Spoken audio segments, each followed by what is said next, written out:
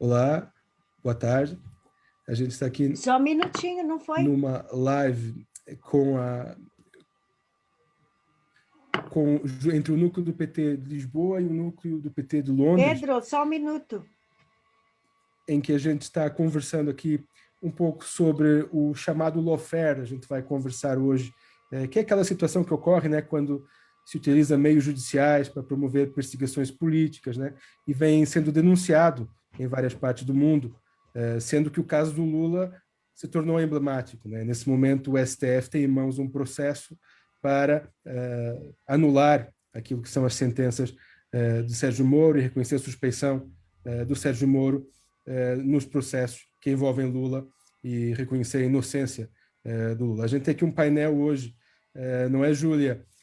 A gente tem aqui um painel de renomados juristas e a gente vai conversar um pouco sobre essa situação atual, sobre o Anula STF. Ontem teve um mutirão Lula Livre, promovido por vários coletivos, e o nosso diálogo aqui hoje será para entender um pouco melhor o que é o lawfare, o que é essa situação e como é que o Lula se coloca nesse processo, que é um processo político e que a gente hoje entende, né, depois das revelações da operação spoofing da Polícia Federal, a gente entende o que aconteceu, né, um conluio contra Lula, mas a gente tem aqui vários juristas que nos ajudarão a entender um pouco isso, não é, Júlia?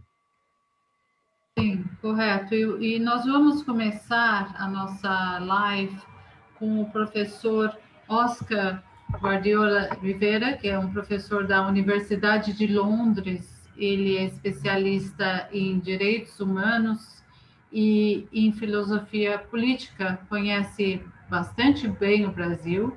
Ele é de origem colombiana e ele vai nos dar uma apresentação. Infelizmente, ele teve alguns problemas, ele não vai poder ficar conosco por toda a nossa live, mas ele vai dar abertura à nossa live e vai nos dar a visão dele como jurista do que está acontecendo no Brasil, o que seria esse lawfare e quais são as implicações disso. Então, Oscar, muito obrigada por estar aqui conosco e a palavra está com você. Muito obrigado. Boas tardes a todos e a todas. O que está acontecendo em Brasil não é o estado da exceção, os generais da ditadura em tons escuros e fadigas verdes, mas sua simulação anômala. Homens do nosso século, em ternos cinzentos, sua aparência amigável, a mídia, um mero rosto sem ideias, uma cumplicidade da mídia, na Lava Jato também o silêncio mediático, tanto de parte da grande imprensa no Brasil, como nos Estados Unidos e o Reino Unido, incluindo a prensa da esquerda, como o Guardian. Como explicou o filósofo brasileiro Paulo Girardelli, em referência a Bolsonaro, isso é, de fato, política por outros meios. Política sem nada a dizer. Uma imagem sem legenda e sem visão para nos ajudar a ver e fazer melhor sentido do passado, presente e do futuro. Ficamos como uma melatradora sem gestos repetidos, sem parar em nossas telas através das redes sociais, o Globo, Murdoch Televisão, a grande imprensa do Brasil, em outras partes. Não, lawfare não é o estado de exceção, mas apenas um estado de direito anômalo. No entanto, é melhor entender em termos de táticas militares e uma economia de guerra, como as brilhantes Carol Proner e Juliana Neuschwander explicaram. Elas são nossa inspiração. Essas mulheres que homenageamos à luz do caminho da luta que devemos empreender aqui e agora, irmãos e irmãs, no fogo desta vez. Nos apontamos para sua luz, pois é a luz dos faróis. Reunir-se em uma nova aliança para curar e purificar-nos da praga, a simulação da política, seu lawfare significa. joelho no pescoço, o vírus que não nos deixa respirar.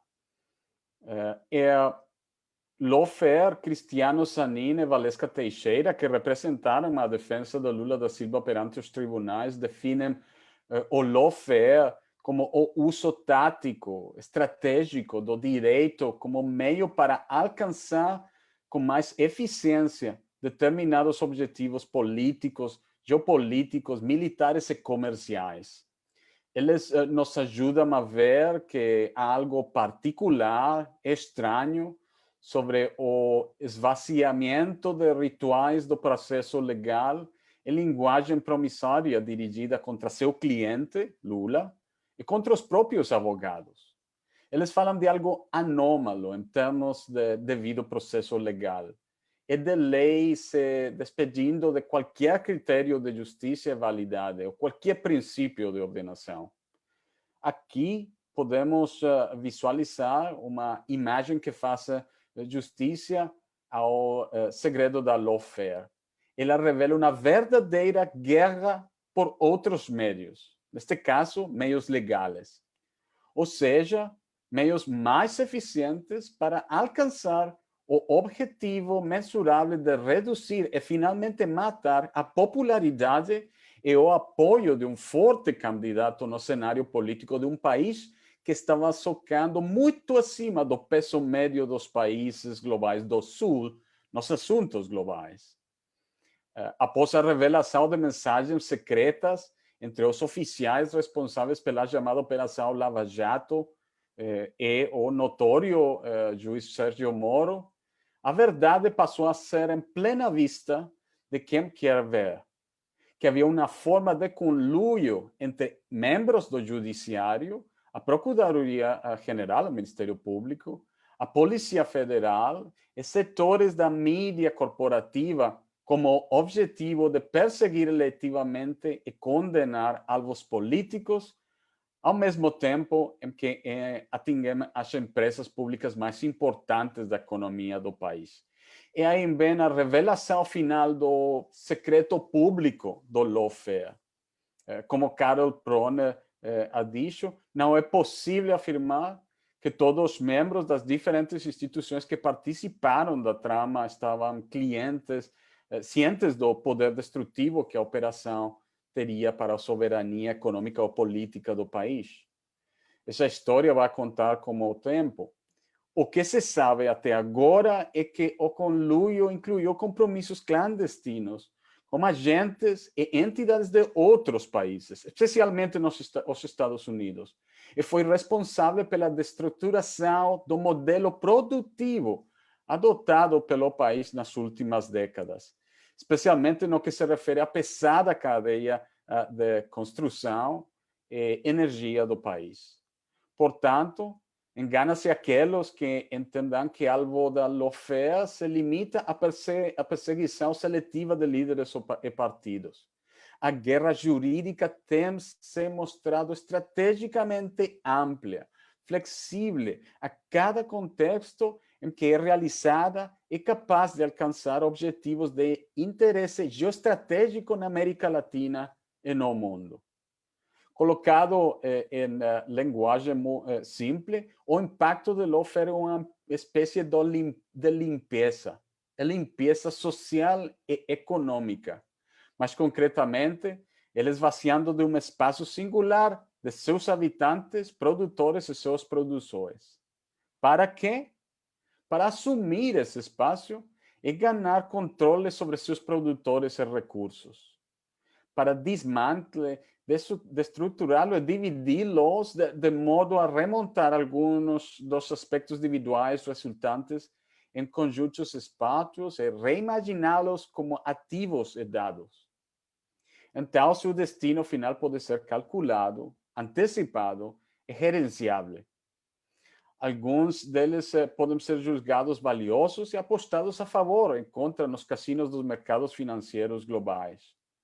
Outros serão julgados descartáveis e serão mortos ou deixados morrer por praga ou fome, ou como no caso dos povos nativos da Amazônia e na vizinha Colômbia, por uma escolha diferente de armas. he dicho, isto é guerra por outros meios. Em outras palavras, esses pacotes de ativos e dados tomados e divididos ou abstraídos de seus contextos originais e mais concretos, ou individuais do produtor e produção, que são sociais e políticos, bem como legais, podem ser submetidos a processos de governança por números. Eles podem ser apostados a favor ou contra. Securitizado e controlado ou anexado à jurisdição escolhida e presumida superior ou mais pura, supostamente menos corrupta, neste caso, o dos Estados Unidos. Trata-se de colonialismo digital e autocolonização, tanto quanto é uma forma de acumulação por desapropriação e acumulação jurisdicional. No todo, gestão e governança global de desastres por meio de números, dados e matrizes e métricas regulatórias. Se assim for, esse impacto pode ser medido e expresso em números. Segundo o estudo do Departamento Intersetorial de Estudos Socioeconômicos e Estatísticos do Brasil, o impacto catastrófico da Lava Jato, mascarada pelos militares e pseudo-morais da guerra contra a corrupção, pode ser medida. Mais de 3 milhões de empregos desaparecerão da economia brasileira nas áreas da construção civil e do setor energético. Uma redução dos salários líquidos de cerca de 50 bilhões de reais para o povo brasileiro. E, no geral, uma contração de 2,6% do PIB brasileiro. Para repetir, isso não é resultado de alguma crise imprevisível ou catástrofe natural, embora seja provável que o governo brasileiro culpe pelo Covid-19, assim como o governo britânico culpará o vírus da devastação causada pelo Brexit e pela privatização fragmentada da saúde e de outros setores públicos da economia. Na verdade, há uma comparação que espera ser feita aqui. Falamos, no caso brasileiro, das implicações da retirada do investimento público em indústrias públicas, como a Petrobras, para os diversos setores da economia. Considere que isso significa, em termos de desemprego, salários e contribuições previdenciárias, e cortes na receita tributária, e você pode ter uma ideia da devastação causada não só para a economia brasileira em geral, mas para a vida dos brasileiros em particular. Esta é a verdadeira praga. Se assim for, como Carol Proner e Juliana Neuschwander sugerem, esta não é o resultado de algum estado de exceção, mas o resultado de uma estratégia geopolítica, militar e econômica de guerra cuidadosamente projetada nas Américas e em outros lugares. Uma nova variação sobre o tema das guerras intermináveis, da chamada guerra contra substantivos. Seus precursores mais imediatos são o Plano Colômbia, que, sob o pretexto da guerra contra as drogas, teve como alvo a dissidência política e renomou a guerra mais antiga contra a esquerda e o esforço da contra-insurgência no país vizinho do Brasil durante a década anterior, substituindo efetivamente a popular Constituição de Colômbia por meio de regras e regulamentos administrativos. Este uso de normas padronizadoras, ordens normativas e regulamentos legais como armas de guerra não é excepcional. E não é novo. Não é o novo normal. Mas também não é mesmo que o excepcionalismo antigo. Em vez disso, este é o ponto onde algumas coisas novas encontram algumas coisas muito antigas. A velha história se ressimulou em termos de novas tecnologias legais e de outra forma. É sabido que quem agora usa o lawfare são os mesmos que a denunciaram uma vez como ferramenta nas mãos dos direitos humanos e organizações transcontinentais do passado imediato para demonizá-los como falsos humanitários, internacionalistas ou globalistas interessados em limitar ou, por fim, a guerra permanente. Parece, ao princípio, paradoxal que os mesmos Estados Unidos que fizeram tanto para construir a arquitetura do pós-guerra da paz mundial, do direito internacional e dos direitos humanos, com base no Estado de Direito, teriam vindo a ver a lei como apenas uma entre o conjunto mais amplo de armas disponíveis no arsenal de uma guerra civil global, vista agora como de alguma forma natural e inevitável.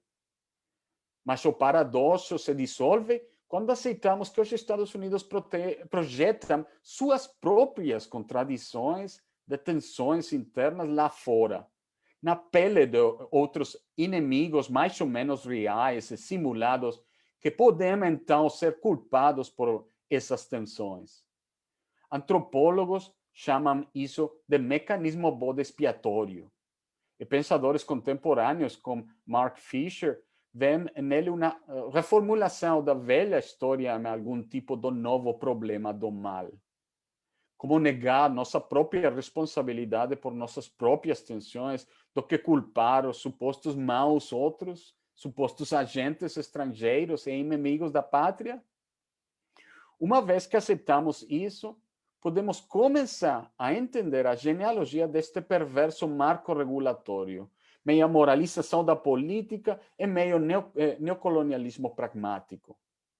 Não apenas para o processo estratégico contra a estratégia da participação pública da guerra híbrida e os anos da guerra contra o terror, ou a lei de práticas corruptas estrangeiras de 1977, mas também mais para trás para a lei de registro de agentes estrangeiros e outras instâncias de extensão extraterritorial da jurisdição norte-americana durante o período interguerra. Todos eles podem ser rastreados até a reimaginação dos Estados Unidos do final do século XIX e do início do século XX como um império legalista. Isso inclui a criação do chamado direito internacional americano por pessoas como James Brown Scott e Elihu Root, a imagem da Constituição dos Estados Unidos. Esses arquitetos do império legalista e do intervencionismo americano na América Latina e no Caribe assumiram que a Constituição dos Estados Unidos era moralmente superior e, portanto, merecia ser projetada para o resto do hemisfério ocidental, embora, na verdade, encarnou os princípios do colonialismo dos colonos brancos, o mito dos fronteiriços e outros credos terminais de formas manifestas que o poeta americano Gerald Weisner chama de linguagem e literatura do domínio. Se assim for, podemos começar a entender as maneiras pelas quais esse imaginário legal projeta suas próprias contradições como a questão da política externa, incluindo a linha de cores da eslavocracia e Jim Crow, racismo, expansionismo colonizador, os cálculos da ideologia destino manifesto, a simulação de nativos e outros substantivos derivados da ausência e acumulação jurisdicional. Esses princípios fazem parte do sonho mais antigo da harmonia através do cálculo e de um mundo sem outros que tenha formado formas externas e internas de colonialismo. A novidade é a redecração desses princípios mais antigos na linguagem da cibernética e regulação de sistemas. É o sonho do piloto automático da sociedade tão caro aos neurocientistas, economistas comportamentais, atuais para o uso dos CEOs, os reguladores dos sistemas nacionais e supranacionais de doação e os projetistas da catástrofe política COVID-19 estabelecida pelos governos brasileiros e britânicos. Quero dizer catastrófico não de alguma forma ideológica ou crítica, mas em vez disso, apenas para apontar que sob um novo modelo, vivemos como se inguisse de uma espécie de crise permanente ou um estado de catástrofe permanente, desprovido de esperança, infinitamente tendo que se adaptar aos empurrões e regulamentos sonhados por figuras patriarcais sociais e mediáticas, ao ponto de a própria lei ter sido reduzida a padrões de regulação e a busca de um bom governo, vida sobre leis justas e democráticas, aparentemente abandonado em favor da mera eficiência das metas e conquistas calculadas, mensuráveis por meio de métricas como magnitudes de valor e o chamado desempenho. Para concluir, nossa tarefa, no contexto do novo normal, do velho normal, é distinguir cuidadosa, criticamente como educadores legais e defensores ativos entre a lei como modelo de fidelidade ou governança, por um lado, e por outro, como princípio para fazer alianças com estranhos no interesse de melhorar as condições básicas de vida. À medida que os cidadãos, em alianças de parentes e gerações mais estranhos, bem como classes na sociedade, se engajam em combate ativo ou protesto nos tribunais e nas ruas. Para quê? A fim de acordar dos sonhos e pesadelos de seus pais e lutar contra a pobreza, transformar a lei e a sociedade em vez de apenas interpretá-la. Muito obrigado. Muito obrigado, professor Oscar Guardiola, da Universidade de Londres, aqui nos falando um pouco também sobre o plano, a ligação, né, do plano político, da democracia e do direito, né, do plano jurídico. Isso que é algo que está bastante presente, né, quando a gente analisa a situação atual no Brasil. Lembrando que a gente está aqui organizando essa live em conjunto, o Núcleo do PT de Lisboa e também o Núcleo do PT de Londres. E a gente tem aqui presente vários outros convidados a quem a gente dará seguimento durante essa live, olhando aqui para a inocência do Lula, aquilo que foram as ilegalidades que foram cometidas ao longo dos processos contra Lula e as revelações que mostram que houve um conluio judicial para uma atuação política, né, para prender e condenar, manter o Lula interdito politicamente, né? Então a gente aqui hoje tem também a presença do nosso companheiro Vadir Damours, que foi deputado pelo PT, também advogado e foi presidente da OAB no Rio, que acompanha e tem acompanhado, estando presente também na defesa, na equipe de defesa do Lula. A gente, companheiro Vadir, a gente tem aqui uma luta que está se encaminhando e a gente certamente analisa e vê nesse momento a importância do processo que está no STF para o reconhecimento, né, da suspeição do Moro e a inocência do Lula. Boa tarde. Boa tarde às colegas e aos colegas que estão nessa sala na tarde de hoje aqui no Brasil, né, e boa tarde a todas e todos que estão nos acompanhando nesse momento. E um tema tão relevante, né? É um tema que não sai de pauta aqui no Brasil já há muito tempo, é um tema permanente, né, que diz respeito ao presidente Lula, que diz respeito ao seu calvário, né, institucional. O presidente Lula é um perseguido político aqui no Brasil e um perseguido pelo sistema de justiça. E hoje nós temos a perspectiva, temos o horizonte desse mesmo sistema de justiça que encarcerou e inviabilizou a candidatura do presidente Lula em 2018, corrija esse mal feito, né? Nós estamos nessa expectativa, né? A segunda turma do Supremo Tribunal Federal, pelas promessas do ministro Gilmar Mendes, que preside a turma, esse processo, esse habeas corpus deve ser pautado ainda esse semestre, né? Deve ser pautado aí para as próximas semanas. E a nossa expectativa é de que se dê início a que o presidente Lula tenha, né, um julgamento justo, coisa que ele não teve até hoje, né? Não teve até hoje porque o sistema de justiça brasileiro foi utilizado de forma despudorada, né? Foi utilizado de forma criminosa, né, para promover a perseguição política, e não só o presidente Lula, né?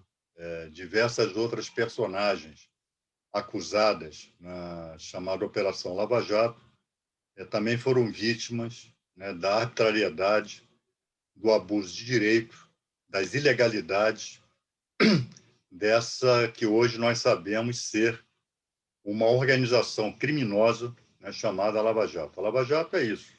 Quem melhor pode definir a Operação Lava Jato é quem define como uma organização criminosa. Pessoas que se juntaram para a prática de crimes, né? E, nesse caso, agentes públicos. Hoje nós temos, claro, embora nós já disséssemos isso, eu me lembro, no exercício do mandato, por diversas vezes, eu e outros colegas, outros companheiros, enfim, como o deputado Paulo Pimenta, nós já denunciávamos, isso era algo patente, isso era algo claro, né?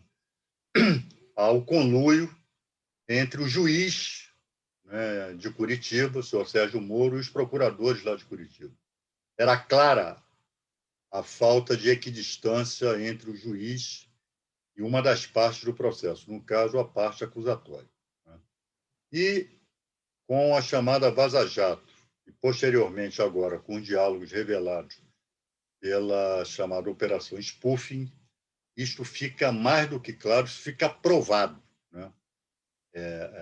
Dizer que a Lava Jato praticou crimes, dizer que Sérgio Moro era o verdadeiro comandante da Lava Jato, dizer que havia um jogo combinado entre acusação e defesa, dizer que as delações premiadas, combinadas com prisões preventivas, foram utilizadas como prática de tortura para obter delações que, na verdade, eram revelações, eram informações que os algozes, procuradores, queriam ouvir. Ninguém estava ali em busca da verdade processual, né, da verdade que é possível se alcançar com um processo imaginado, né, no Estado Democrático de Direito, né? Ali foi um processo de coação, né? E podemos dizer, porque isso também está demonstrado, que a Lava Jato praticou uma série de crimes, incidiu em vários tipos penais do nosso Código Penal, né? Formação de quadrilha, abuso de autoridade, prevaricação, corrupção ativa e passiva, atentados à Lei de Segurança Nacional, embora nós não gostemos da lei, mas ela está em vigor. Enfim, há um rol, né, de crimes que esses agentes públicos praticaram em nome de um suposto combate à corrupção. E essa chave, né, o chamado combate à corrupção no Brasil e em países da América Latina, é a chave para o entendimento do que significa esse tipo de operação, né? A corrupção, né, o seu combate, se equipara, né, se nós nos lembrarmos aqui da ditadura brasileira, se equipara ao combate, ao que eles chamavam de terrorismo de subversão, né? A subversão, o terrorismo, né, eram considerados, na época da ditadura, o mal a ser debelado aqui no Brasil. Se o Brasil quisesse avançar institucionalmente, se o Brasil quisesse manter, ou conquistar, ou reconquistar a sua democracia, tinha que se acabar com o terrorismo e com a subversão. E, nesse sentido, valia tudo. Nesse sentido, não havia qualquer limitação, né, para esse combate. Tortura, assassinatos, desaparecimentos forçados eram meios considerados válidos, porque ali nós estávamos num patamar superior de combate, né, ao mal maior, ao mal que significava a destruição da nação, significava a destruição de qualquer projeto de civilização, né? E a corrupção é utilizada, né, até hoje como um malefício, né, que está erigido ao mesmo patamar do combate ao terrorismo, é a chamada subversão, na década de 70 aqui em nosso país e em outros países aqui da América Latina. Então, para combater a corrupção, todos os meios são válidos, né? Não sei se os senhores e as senhoras aqui presentes lembram de um julgamento no Tribunal Regional Federal da 4ª Região, se não me engano, em 2016 ou 2017, foi uma reclamação disciplinar contra o Sérgio Moro por conta daquele grampo, né, daquela interceptação telefônica, em que a presidente da República e o ex-presidente Lula foram ilegalmente, criminosamente, tiveram um diálogo telefônico gravado e divulgado, né, sobretudo pelos meios de comunicação das organizações Globo, né, aqui no Brasil. Um grupo de advogados lá no Rio Grande do Sul propôs, né, protocolou uma reclamação disciplinar pedindo a condenação do Sérgio Moro, né, uma reprimenda disciplinar a ele.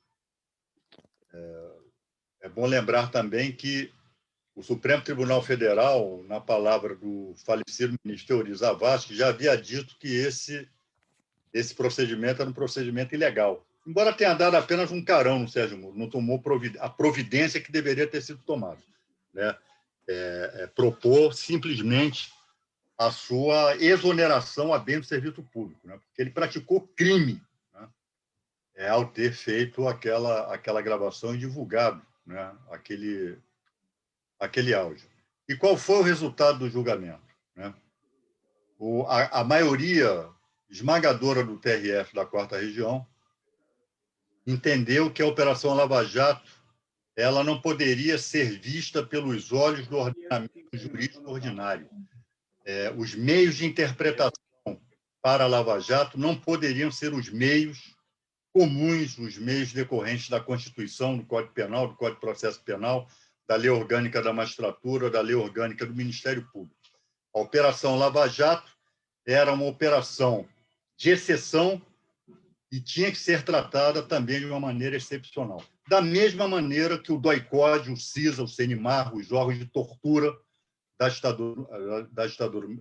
ditadura militar, tinham seus atos legitimados, né, porque contra um inimigo, né, no caso o inimigo da época era o terrorista, os meios convencionais não serviam para esse combate. Da mesma maneira, a corrupção em nível de Estado, a corrupção praticada por agentes públicos ou ex-agentes públicos e pelo alto empresariado também não poderia ser enfrentada pelos meios ordinários, pelos meios de interpretação, pelo ordenamento jurídico convencional. Então, a Operação Lava Jato é uma operação de exceção, né? Ela expressa, né, como o estado de exceção vem operando aqui no Brasil. Se os dois conceitos não se confundem, lawfare, estado de exceção, mas o estado de exceção possibilitou que o lawfare expresso, configurado na Operação Lava Jato, tivesse o êxito que teve. E qual foi o êxito? Qual foi o sucesso da Operação Lava Jato? É um sucesso maldito, né? Ela quebrou empresas estratégicas da economia brasileira, né? A Odebrecht, todos nós sabemos, é uma multinacional brasileira que concorria com empresas americanas em território americano. Então, todas essas empresas de engenharia, de infraestrutura, do entorno ali da cadeia de produção de petróleo e gás, foram dizimadas pela Lava Jato, que, aliás, mostra o caráter dependente do capitalismo brasileiro, né? O Brasil, que é um país dependente, o capitalismo brasileiro, que é um capitalismo dependente, ele não se aceita, os Estados Unidos não aceitam que tenha um desenvolvimento autônomo, que se assegure a soberania nacional e que se assegure a essa parte da burguesia brasileira que tenha um desenvolvimento autônomo, que se associe, como foi o caso do governo Lula e do governo Dilma. Esses segmentos da burguesia brasileira se uniram ao governo para possibilitar um desenvolvimento autônomo da soberania nacional nos marcos do capitalismo. Mas isso também não é aceito, né, pelo centro do imperialismo mundial, que são os Estados Unidos.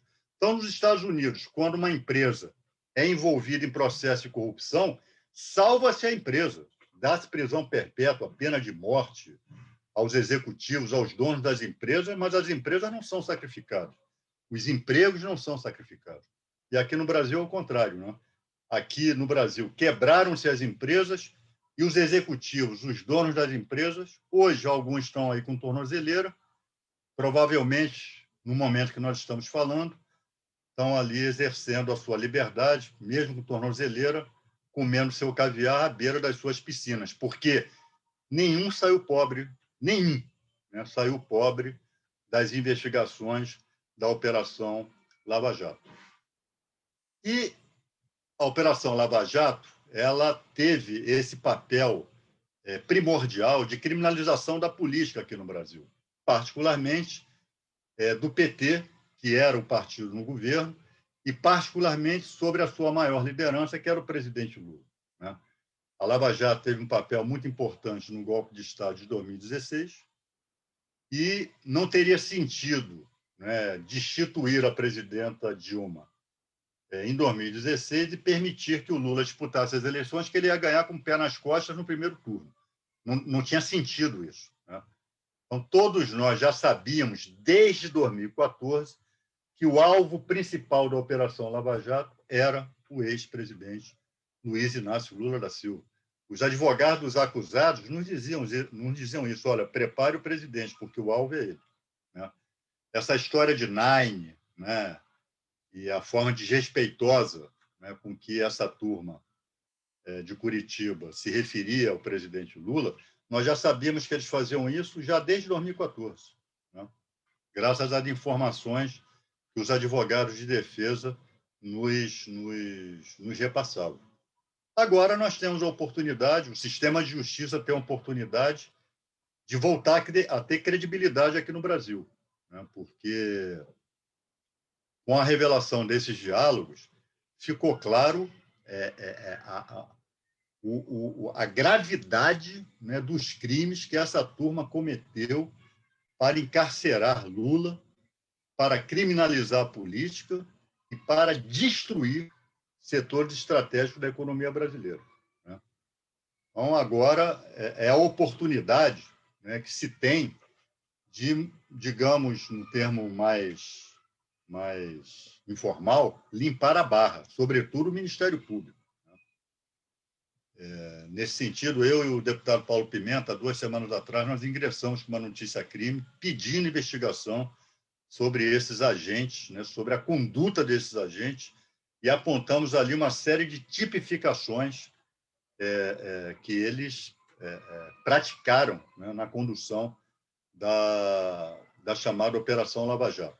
Eu, particularmente, já encerrando aqui a minha participação nesse bloco, eu vou ficar muito contente, muito feliz, se o habeas corpus, como todos nós esperamos, ele for acolhido, né, e Sérgio Moro, como não pode deixar de ser, seja reconhecido como suspeito, tenha reconhecido a sua parcialidade na condução do processo.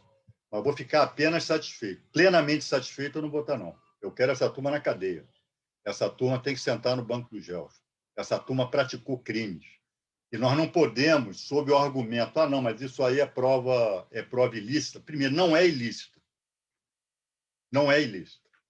Nós temos que abrir esse debate sem medo e dizer que essa prova não é ilícita. Para quem não tem afinidade com o direito brasileiro, a prova ilícita ela pode ser considerada válida para absolver o acusado, para reconhecer a sua inocência, mas ela não pode ser usada para acusar, não pode ser usada para condenar. Nós temos que enfrentar essa questão. Essa prova não é ilícita. Esses diálogos aconteceram e isso não pode ficar à paciência, né? Não dá para abrir processo. No mínimo, essa turma tem que ser destituída dos cargos, das funções públicas que ocupam até hoje. Não tem condições morais e não tem condições legais de continuar ocupando, preenchendo os cargos de procuradores da República, como até hoje ocupam, como até hoje desenvolvem, né, exercem essas funções, né? O Ministério Público estará comprometido daqui para frente se uma medida legal de natureza penal e disciplinar não for adotada contra essa gangue de Curitiba. Muito obrigada, deputado Vadir Damus. O que eu acho muito interessante do que foi dito até agora, foram dito em várias maneiras, o professor Oscar, de uma maneira muito mais acadêmica, muito mais teórica, mas também o Vadir apontando que o lawfare praticado contra o presidente Lula não se atém ao presidente Lula. O presidente Lula seria, nas minhas palavras, nessa maneira, seria mais um símbolo daquilo que está sendo realmente atacado. Porque, como nós podemos ver, o que realmente se perde aí é a capacidade, a potência econômica e o trabalho social que foi feito no Brasil. O presidente Lula é a pessoa que sofre mais pontualmente com tudo isso, mas é todo o Brasil que nós estamos vendo sofrer. É a nossa soberania, é a nossa capacidade, e o Brasil também, eu acho, ele é servido também ele serve como uma espécie de palco de ensaios também para coisas praticadas não só na nossa América Latina, mas também nós estamos vendo no resto do mundo. Eu queria passar a palavra agora à professora Gisele Cittadino, que também tem sido uma pessoa que tem dado muito a sua voz para essas questões e tem atuado muito significativamente desde o começo de tudo isso lá atrás, em 2016, com o golpe da presidenta Dilma. Professora Gisele, a palavra está com você.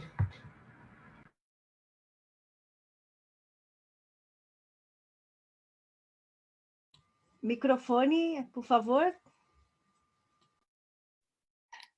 Obrigada, Júlia. Na sua figura e na figura do Pedro, eu gostaria de agradecer muito a todos os companheiros, né, dos núcleos do PT de Portugal e da Inglaterra, de Londres e de Lisboa. Queria falar também da minha alegria de participar desse encontro junto com o Oscar, o Adi e o Marcelo, 3 companheiros, digamos, de compromissos com a defesa do Estado de Direito e com a democracia, não só no Brasil, né, mas no mundo.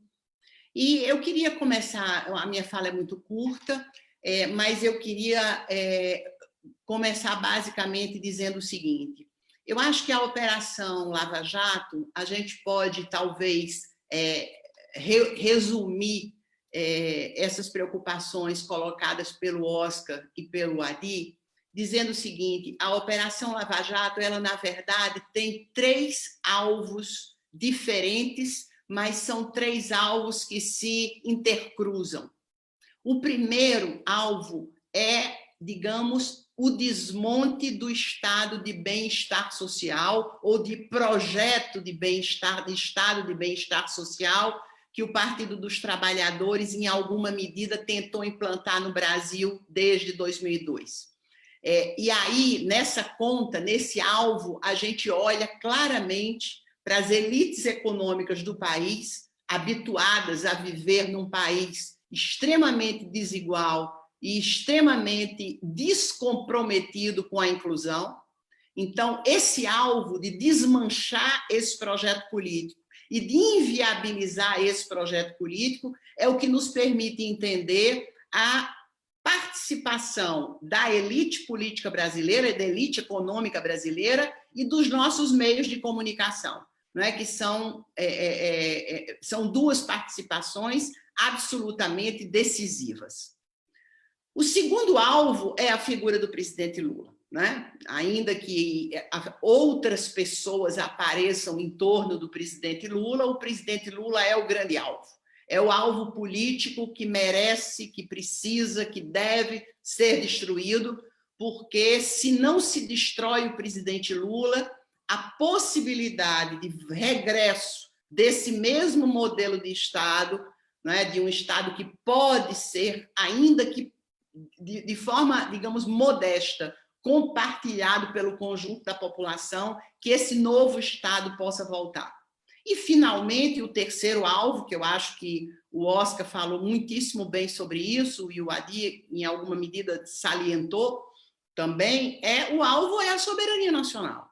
A soberania nacional no sentido de que é preciso abrir espaços, não é, para o retorno das grandes empreiteiras dos Estados Unidos ao cenário da África, né? O Adi comentou agora, a Odebrecht ganha a licitação do aeroporto de Miami dentro dos Estados Unidos, a Odebrecht ganha contra as empreiteiras, o pool das empreiteiras dos Estados Unidos. Então, desmanchar, quer dizer, fragilizar a soberania nacional tem a ver com apostar no fim dos BRICS, tem a ver com o fato de que o país não pode continuar a ter essa postura altiva e essa postura importante, digamos, no cenário internacional, mediar conflitos na Turquia, mediar conflitos no Irã, conversar com todo mundo, participar da fundação dos BRICS e quebrar o país economicamente do ponto de vista interno. Então, acho que a soberania nacional ela é atacada nesses dois frontes, o fronte da economia interna e o fronte do, digamos, de uma política de não alinhamento automático com os Estados Unidos e, ao contrário, uma política multilateral, uma política altiva e uma política soberana. Eu acho que esses são os três alvos. Um outro ponto que eu gostaria de destacar, eu queria destacar 3 pontos só. O outro ponto que eu gostaria de destacar é que, para isso que o Adi comentou, né, para o processo de criminalização da política, a elite brasileira foi extremamente inteligente, né? Porque eu acho que a principal atuação da Rede Globo Televisão, aqui representando as 7 famílias que controlam a mídia corporativa brasileira, eles foram extremamente inteligentes porque eles conseguiram vender a ideia não só que o PT ou o presidente Lula eram corruptos, né? Isso era dado como sabido, mas eles basicamente venderam a ideia de que era chegada a hora de substituir, né, isso aliado ao processo de criminalização política, de substituir a ideia da representação política por uma ideia de uma certa representação funcional.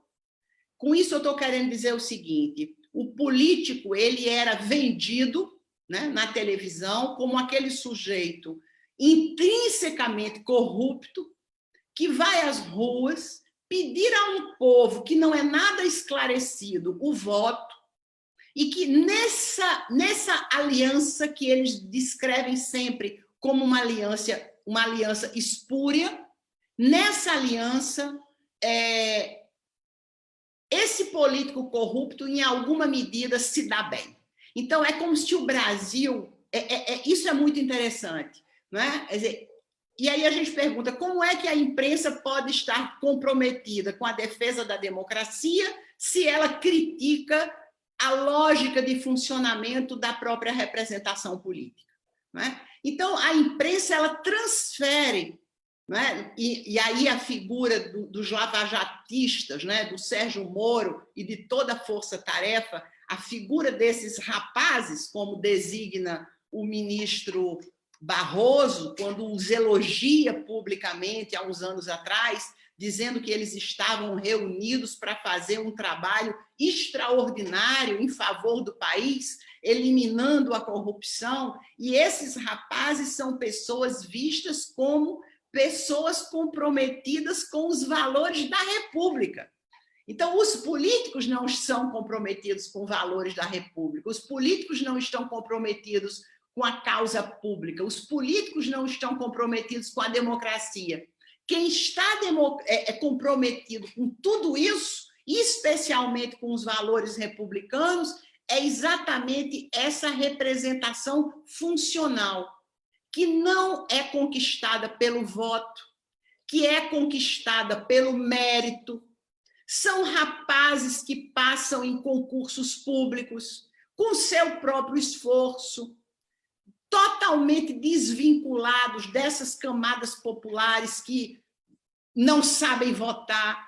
Então, há toda uma desconstrução da ideia de representação política e uma construção de uma ideia de representação funcional, como se essa burocracia deixasse de ser uma atividade meio e se transformasse numa atividade fim.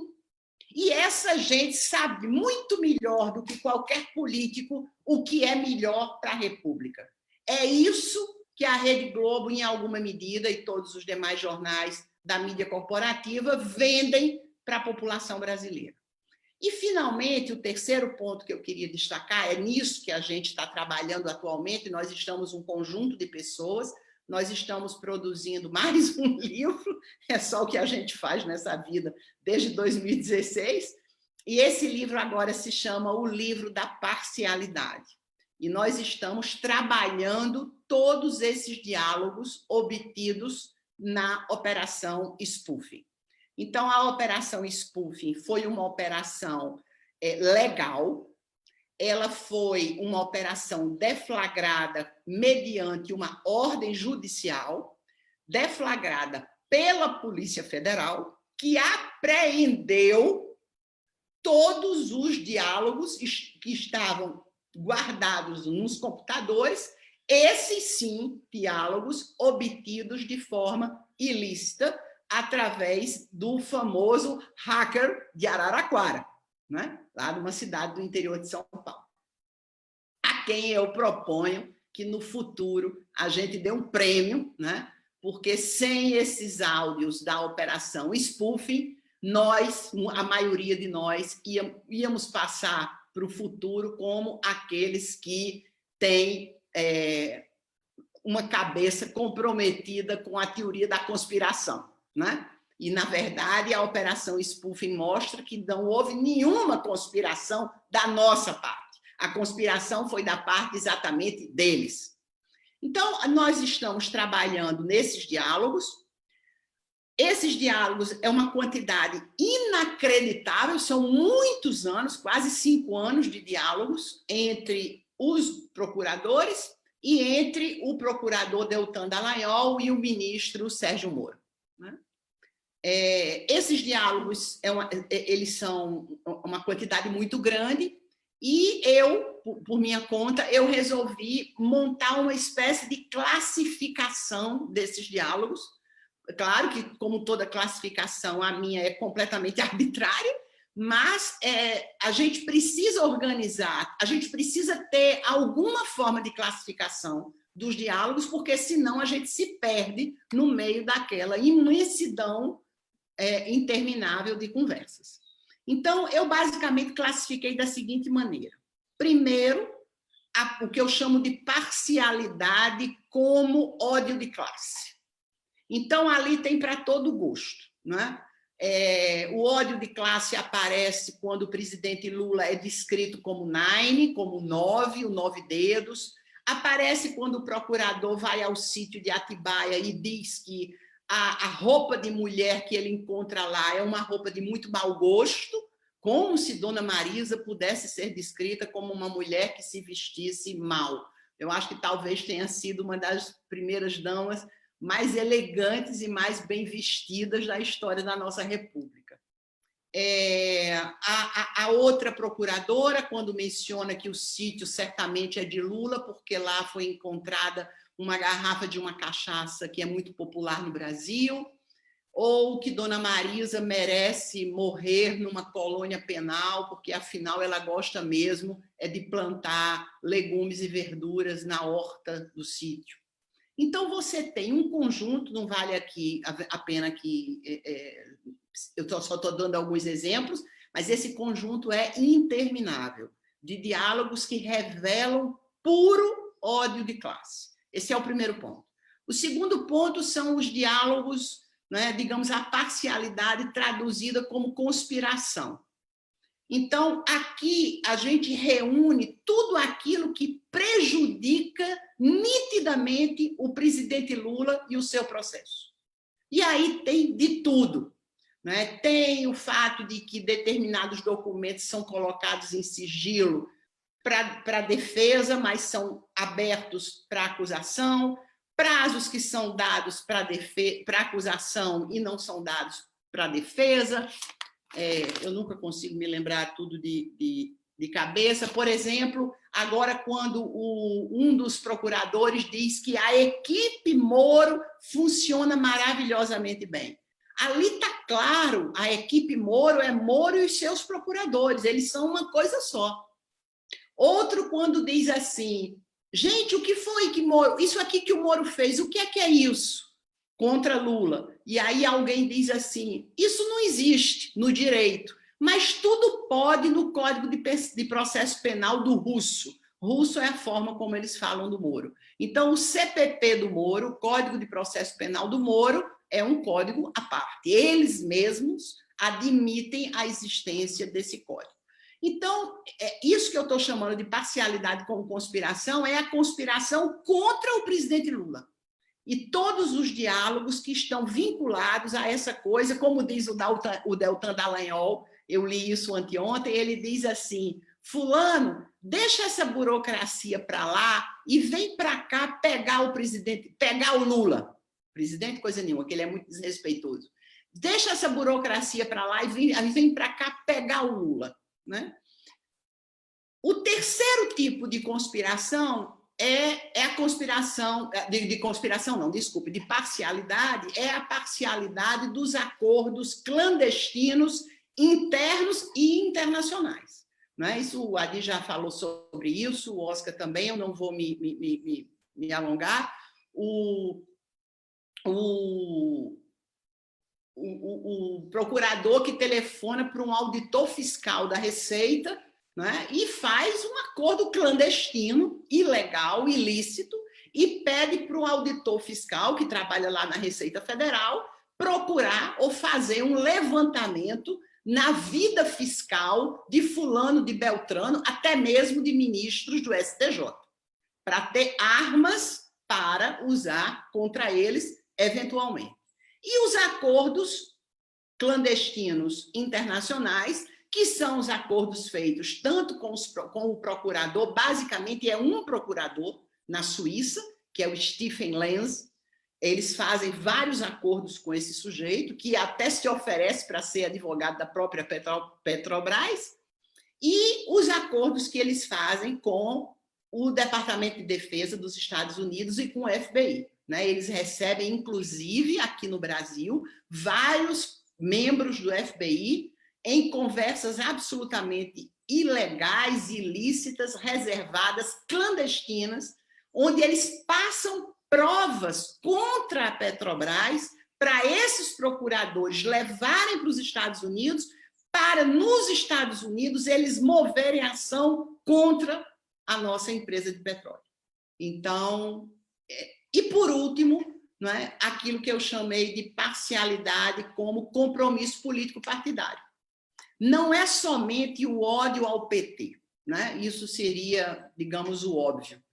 É compromisso político partidário no sentido de que eles têm, sim, determinados compromissos e determinados candidatos. O que eu descobri até agora, por exemplo, o PSDB tem uma espécie de CDPP, é um centro de debates em políticas públicas. E o CDPP ia fazer uma reunião e o Deltan Dallagnol consegue ingresso para ele, oferece ao Moro, e o Moro diz: eu já consegui o meu ingresso diretamente, mas consiga ingresso para o Gebran, que é o desembargador do TRF4, que vai ser o relator do caso do triplex, consiga ingresso para o Gebran e para a Gabriela. O Gebran só pode ser o do TRF4, porque não terá outro Gebran no Brasil. A Gabriela provavelmente é a Gabriela Hart, mas ela ainda pode dizer que existem muitas Gabrielas. Mas, enfim, eles quatro, e sabe Deus mais quem, porque eles disseram que essa ia ser uma reunião muito movimentada, eles vão a um debate do CDPP. Se vocês entrarem, eu não sabia o que era CDPP. Quando eu abri a internet para procurar, eu encontrei, é o Centro de Desenvolvimento de Debates em Políticas Públicas, e se você olhar quem compõe as diretorias desse centro, são todas as pessoas ligadas ao PSDB. Então, há vários outros diálogos, alguns mais antigos, em que o Moro dizia que não queria melindrar o presidente Fernando Henrique Cardoso, ainda que o Dallagnol tenha encontrado sinais de caixa 2 na campanha dele. Mas, basicamente, agora, ontem, né, eu vi que o Dallagnol comemorou várias derrotas e comemorou algumas vitórias, dentre elas a vitória do juiz federal Wilson Witzel, no Rio de Janeiro, um sujeito que mal conseguiu governar um ano e já está afastado com comprovação absolutamente evidente de corrupção. Então, é isso que a gente está fazendo atualmente, né? Tentando dar uma organizada nesses diálogos que vão sendo liberados através da defesa técnica do presidente, quando eles apresentam esses documentos no Supremo Tribunal Federal. A gente está um pouco organizando esses diálogos até para fazer com que as pessoas que vão ter acesso ao conjunto da Operação Spoofing não se perca, né, no meio de toda aquela grande conversa. Então, gente, era basicamente isso, e é isso tudo que nós estamos organizando nesse livro, que deve sair agora no mês de março ainda, que se chama O Livro das Parcialidades. Obrigada a todos vocês. Muito bom. Professora Gisele, que também participa na Associação Brasileira de Juristas pela Democracia, está fazendo um importante trabalho e que está também dando apoio a essa live. A gente aqui também tem o professor Marcelo Shoa com a gente, que é também da BJD e que é professor na Unifor. Mas a gente também queria agradecer aqui ao professor Oscar Guardiola, que teve que abandonar a nossa live, mas que continua nos acompanhando. A gente tem tido vários comentários aqui também nas redes sociais aqui em relação a essa live. Agradecer aqui ao pessoal que também compõe aqui os nossos núcleos aqui do PT, o Marcos Pinheiro, também recebendo aqui comentário do Ribamar Oliveira, Marta Skinner, Ana Rojas, Odisseia Sânia Silva. A gente agradece aqui, tem muito mais gente mandando comentário, mas esses são aqueles que estavam ali também no nosso feed ali, participando, e a gente vê aqui, né, nessa nossa live também, as pessoas entendendo, né, aquilo que é o processo contra Lula como um mecanismo para colocar em causa a própria democracia, né? A professora Gisele falou do TRF4, né? E tem uma citação, que eu até trouxe aqui a citação quando a professora estava falando, porque tem uma citação que eu acho que é bem representativa, né? Que é o que o desembargador Vitor Laus fala para confirmar a sentença do Moro contra Lula. E ele fala assim: quem responde por crime tem que ter participado nele. E para ter participado, alguma coisa errada ele fez. Isto é uma inversão do silogismo jurídico, né? Isto é uma inversão. Até gostava de saber aqui estão renomados juristas com a gente, eu gostava de saber como é que avaliariam numa prova esse silogismo jurídico, né? em que a pessoa, para ter sido investigada, é porque fez alguma coisa. Claro, a gente entende, né, ao longo dessa conversa aquilo que é a ligação entre uma política contra a democracia e a violação de direitos individuais, direitos e liberdade, né, do ex-presidente Lula, e sabendo que os direitos do Lula só serão restabelecidos com o reconhecimento da inocência e com o restabelecimento dos seus direitos políticos. Não basta estar livre, tem que ser reconhecido como inocente, né? Professor Marcelo Uchoa, você que é constitucionalista, certamente está particularmente habilitado para falar sobre isso, sobre a ligação entre a democracia e a violação, né, de direitos, a violação da democracia e a violação do princípio do Estado de Direito e do Estado Democrático de Direito. Boa tarde, professor. Bom, boa tarde, muito bem, Pedro. Obrigado pela palavra. Boa tarde a Júlia, boa tarde a minha querida amiga Gisele Cittadino, ao Vadir Damus. Queria estender um agradecimento pelo convite, um fortíssimo abraço a todas as companheiras e os companheiros núcleos do PT de Lisboa e de Londres. Esse tipo de estratégia nos fortalece, assim como fortalece a vocês também. E quero dizer que é uma honra, né, enorme participar desse debate de denúncia, lembrando que esse convite me chegou através da Secretaria de Relações Internacionais da Associação Brasileira de Juristas pela Democracia. A professora Gisele já levantou a canequinha aí anteriormente à minha fala. O BJD é uma organização criada no Brasil na esteira da resistência ao golpe de 2016, inovadora em todos os aspectos. Ela é plural, ela é diversa, ela congressa o país inteiro, junta representantes de todas as categorias jurídicas, professores, juízes, advogados, Ministério Público, policiais, estudantes de direito. Não tem presidente. Então, nós somos um colegiado, a gente valoriza isso, a gente atua dessa maneira, e existem várias secretarias temáticas, uma delas a Secretaria de Relações Internacionais, das quais eu integro, apesar de ser do Núcleo Ceará também, com a professora Gisele Cittadino. E a gente fica muito feliz com esse convite, porque a função da Secretaria de Relações Internacionais, para além de fazer o estudo pelas perspectivas internacionais dos processos jurídicos e políticos do país, é também fazer essa ponte com os movimentos sociais nos mais diversos rincões, né? Então, a gente tem trabalhado bastante, por exemplo, na América Latina. A gente tem, como o processo de lawfare é uma coisa que, para além da nossa latinidade, tem sido uma constante e que nos identifica, o lawfare tem sido um mote para a nossa aproximação política e jurídica, por exemplo, na Venezuela, ou na Bolívia, ou no Equador, agora estamos acompanhando o processo lá na Argentina, enfim, no Chile. E esse contato com vocês, né, em Portugal e na Inglaterra casa bem com os objetivos da BJD, de fazer a nossa voz da entidade, o nosso grito, que na verdade é um grito de resistência, ser levado para o outro lado do oceano. Então, a gente agradece demais e, enfim, eu não teria muito aqui a acrescentar, porque o professor Oscar fez uma análise do lawfare enquanto guerra jurídica. O Vadir já trabalhou a Lava Jato do ponto de vista fático. Gisele já descascou do ponto de vista analítico. Então, eu vou tentar aqui só não atrapalhar o debate, dizendo uma ou outra informação que eu acho que é relevante, e que certamente será redundante. Mas a Lava Jato ela representa para a história do Brasil esse tristíssimo capítulo, né? Na verdade, já foi explicitado pelo Vadir e, sobretudo, pela professora Gisele, quando destacou os alvos da Lava Jato.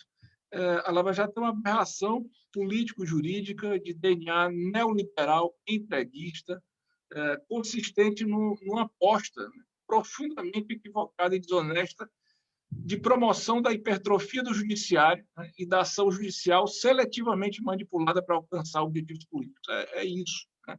O lawfare, assim, enquanto guerra jurídica, é uma faceta dessa grande estratégia neoliberal entreguista que age no Brasil, mas não se iniciou nem se esgota no Brasil. Assim, é uma faceta, o lawfare é uma faceta ímpar, fundamental dessa estratégia, mas a Lava Jato não se esgota no Brasil.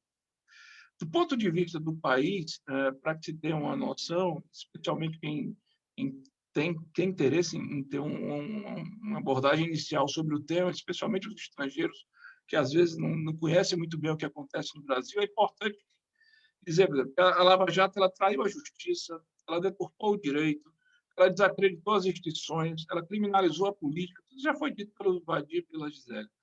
Ela permitiu a ascendência do fascismo, né? Tudo para tirar do poder, como a Gisele já colocou, um projeto político de valorização social focado no povo sofrido, né?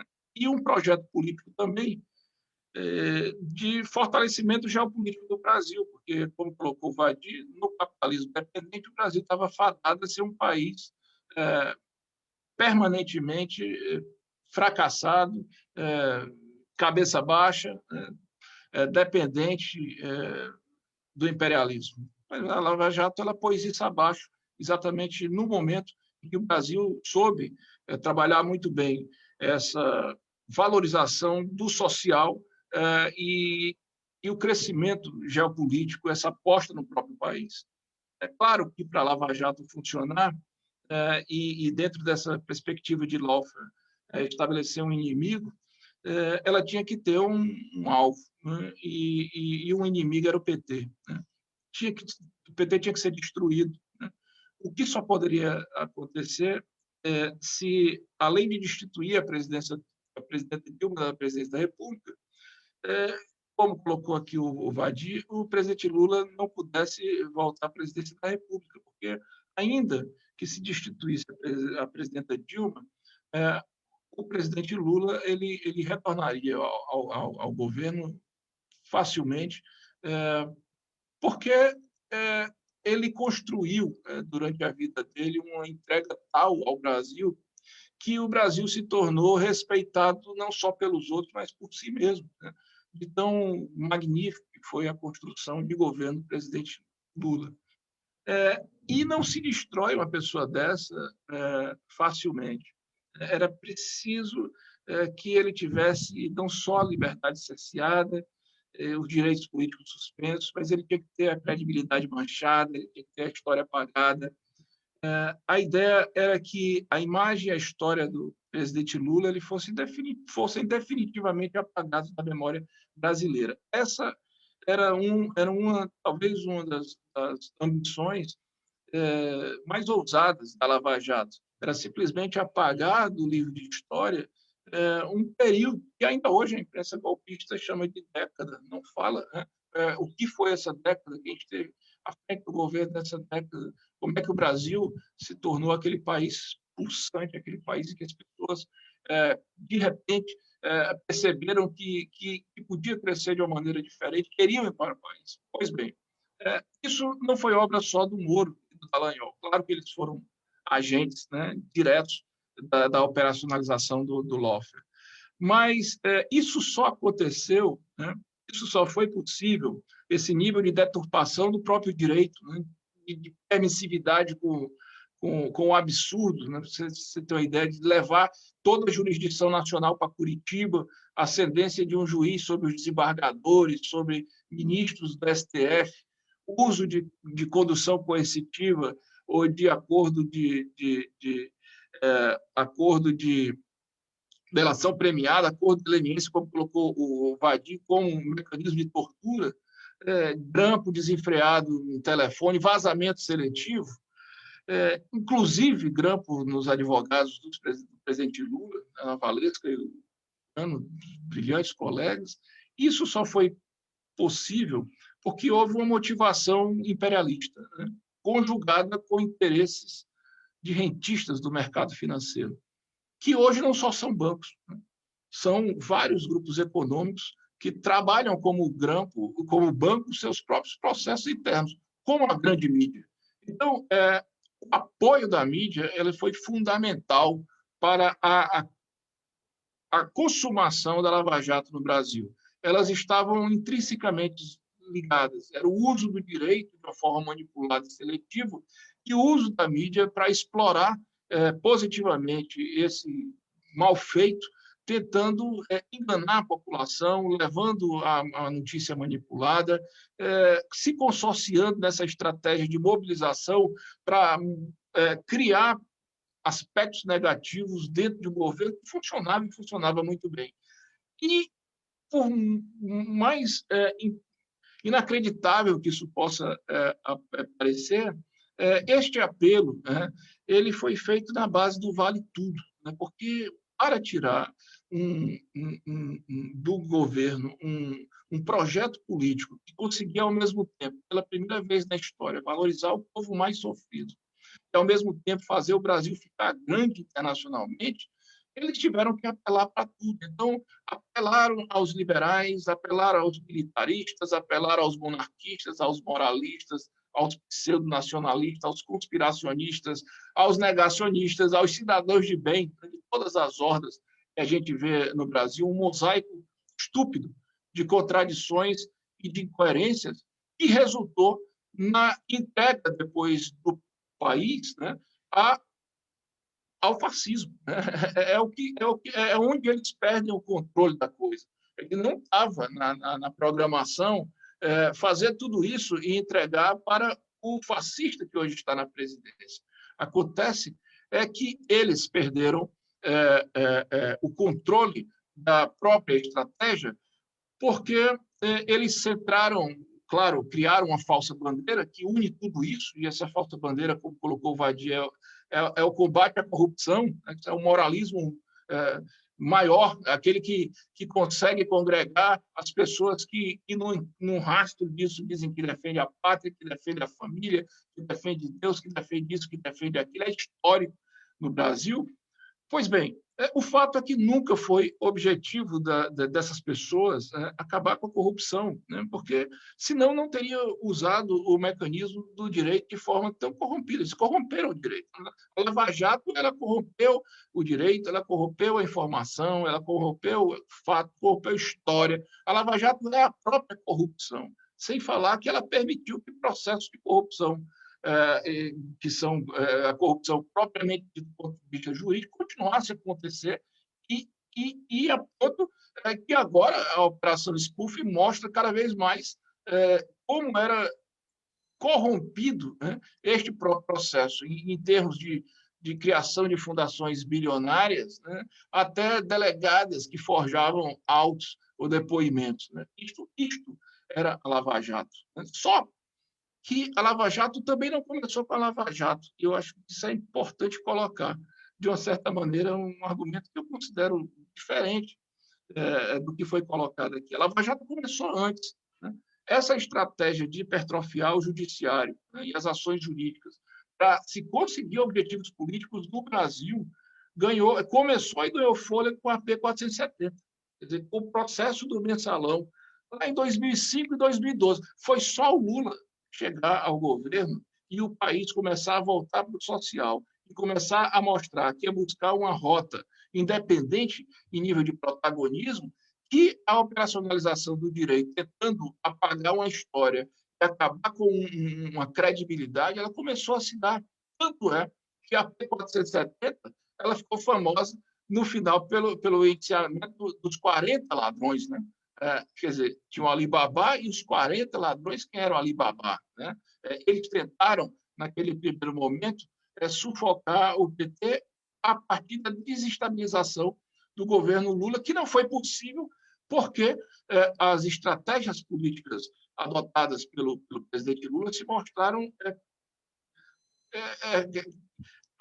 amplamente favoráveis. O Lula apostou no Brasil, né? E o resultado disso foi que o Brasil despontou, ainda no primeiro mandato.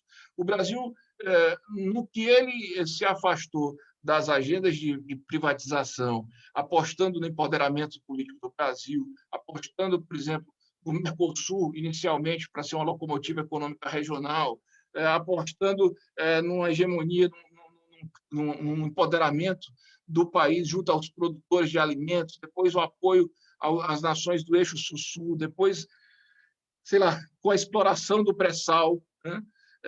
E a realidade do BRICS, né? O Brasil despontou, né? E a P470 não derrotou o Lula, nem pediu que a Dilma fosse eleita por força dos números excelentes e do carinho que o povo brasileiro tinha por aquele projeto de governo que estava. As apostas econômicas se mostraram viáveis, Bolsa Família, transposição do São Francisco. Aí, Gisele é paraibana, ela sabe bem dessa coisa, Vadir. Às vezes a turma do Centro-Sul não percebe isso. Mas aí é o seguinte, quanto mais o Brasil despontava para fora, né, mais os Estados Unidos, naturalmente, se inquietavam. Né? Mas quanto mais o Brasil despontava para dentro do Brasil, mais um eixo sul também se inquietava. A turma não aceitou. Né? Indústria da Ford na Bahia. Né? Imagina aí universidade no semiárido. Né? Imagina refinaria em Pernambuco. Para o nordestino, eu aqui do Ceará, eu vejo uma autoestima que foi dada ao povo dessa região, que jamais nós tivemos e que dificilmente teremos se a gente não mudar radicalmente esses processos que estão acontecendo. E o Lula, essa foi a grandeza do Lula, foi olhar o Brasil por inteiro, e era demais isso para a burguesia escravocrata do Sul. Então, em 2013, aconteceram as jornadas de julho. Né? A Dilma respondeu dialogando, né?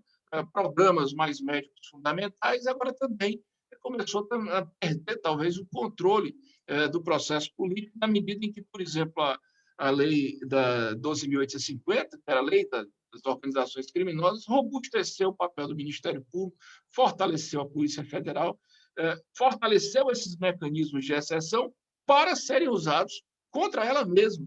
Não que ela tivesse culpa, mas porque naquele momento eles já estavam manipulando escancaradamente o direito e esses elementos exatamente para conseguir os objetivos políticos que buscavam. Houve a estabilidade na Copa, as eleições se acirraram, mas o Aécio perdeu. E perdeu por pouco. E Gisele, perdeu, sabe para quem? Perdeu no Nordeste. Aí é que o sul do país enlouqueceu.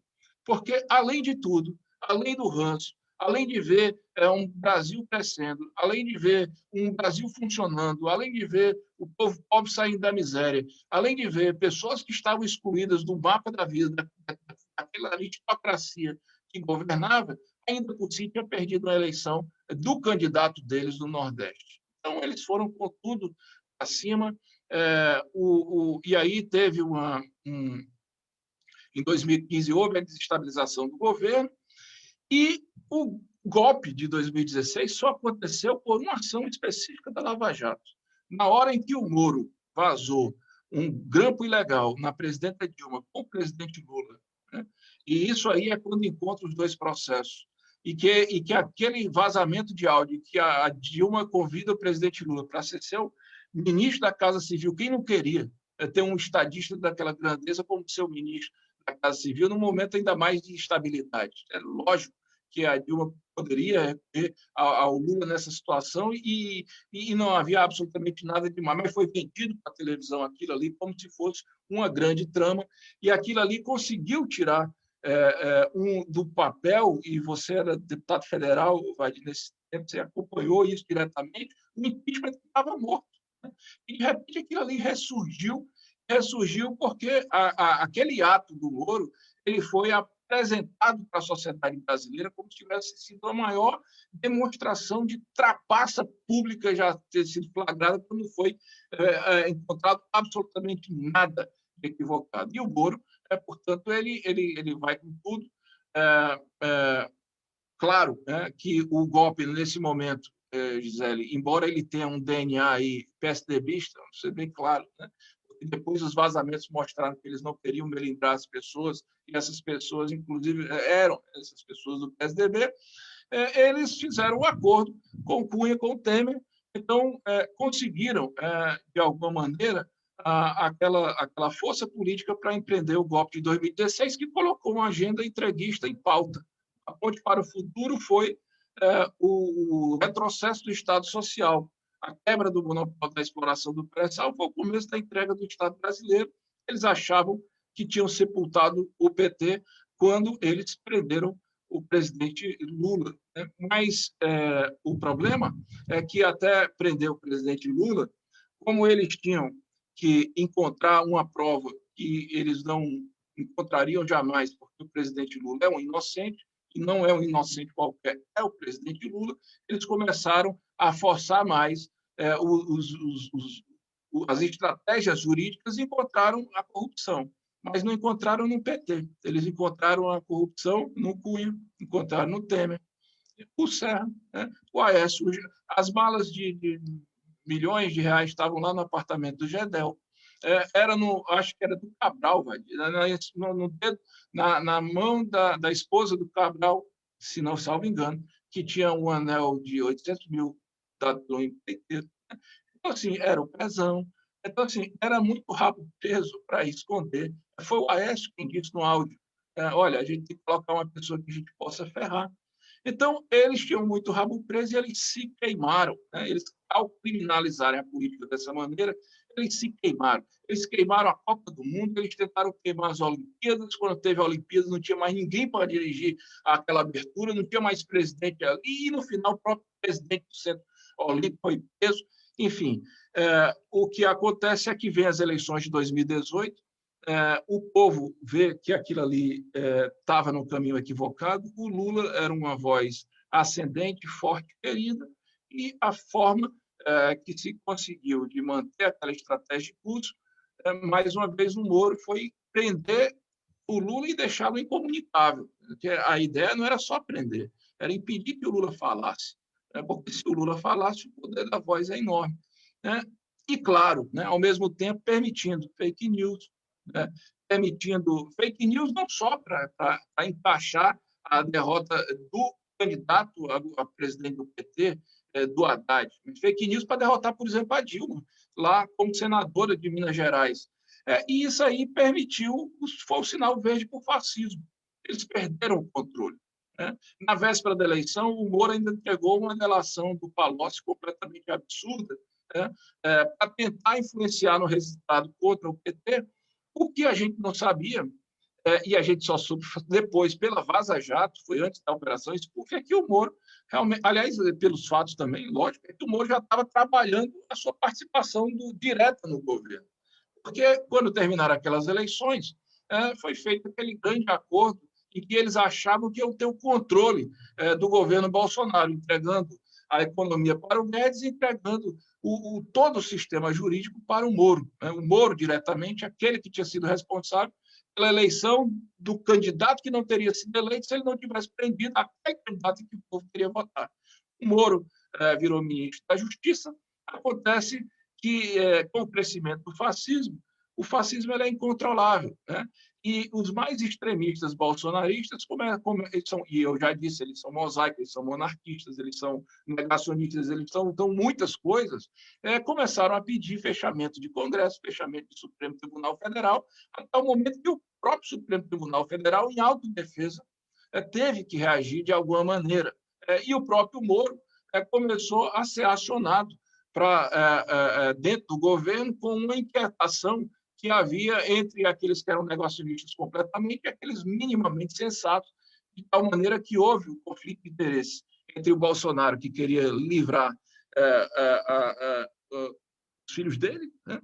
E o Moro, que queria indicar um chefe lá na Polícia Federal do Rio de Janeiro, que queria controlar tudo, e acabou saindo do governo.